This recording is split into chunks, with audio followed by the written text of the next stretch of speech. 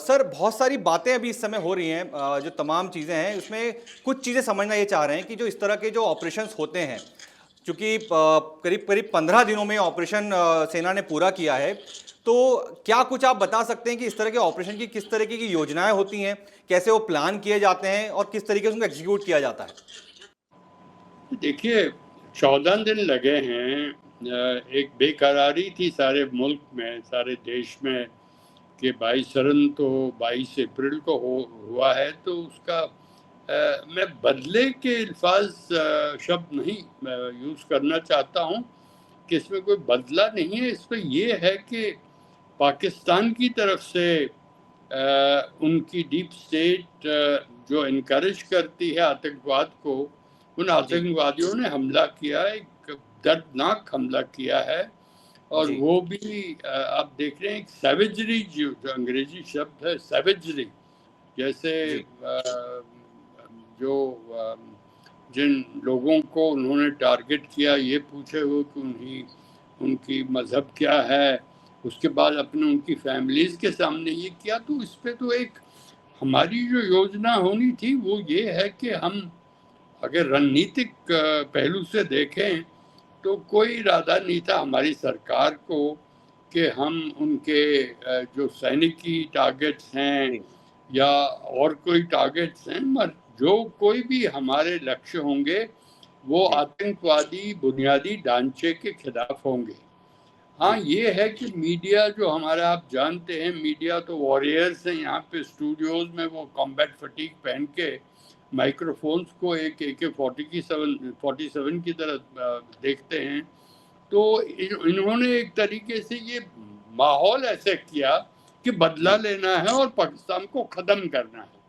मगर जो हमारे निर्णय लेने वाली नेतृत्व है वो सोच समझ के उन्होंने ये जी। निर्णय लिया है कि बुनियादी ढांचा जो आतंकवाद का उसको हिट करेंगे। इसीलिए इसकी लंबी प्लानिंग रही, क्या जी। क्या टारगेट्स रहेंगे, तो उस पर खुफिया जानकारी की बहुत ही आवश्यकता है, क्योंकि जी। आजकल जो शस्त्र हैं वो एक तरीके के प्रिसाइज सटील शस्त्र हैं, तो शस्त्र हैं, तो उनको जी। प्रिसाइज लोकेशन चाहिए कहाँ हिट करना है, वो तो इंटेलिजेंस से आएगा। वो उनको अपने शस्त्रों में फीड करना है, उससे मिशन करना है, और मिशन एक मिशन नहीं है, इस पे लड़ाकू विमान हैं, एयरबॉर्न वार्निंग एंड कंट्रोल विमान हैं, उस पे एस्कॉर्ट विमान हैं, उस पे सीड विमान है। सीड होता है suppression of enemy air defence. जब तक उनकी वायु रक्षा को, जो कुछ भी वहाँ बुनियादी ढांचा है उसको न्यूट्रलाइज नहीं करते, तो ये खौफ हो सकता है कि हमारे लड़ाकू विमानों को मार गिराया जा सकता है।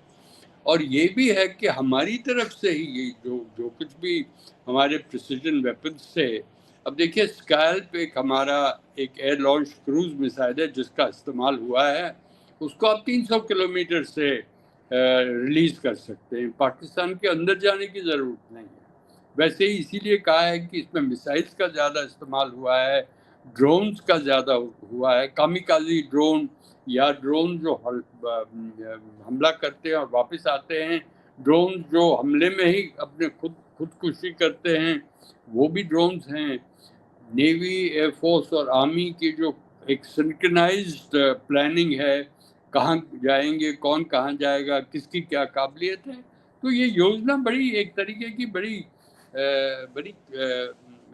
कॉम्प्लेक्स सिस्टम होता है।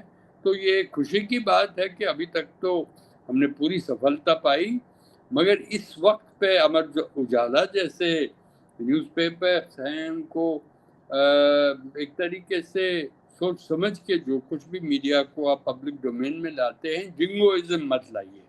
अगर आप ये वीडियो YouTube पर देख रहे हैं तो हमारे चैनल को सब्सक्राइब कर बेल आइकन दबाएं और Facebook पर देख रहे हैं तो हमारे पेज को लाइक करें।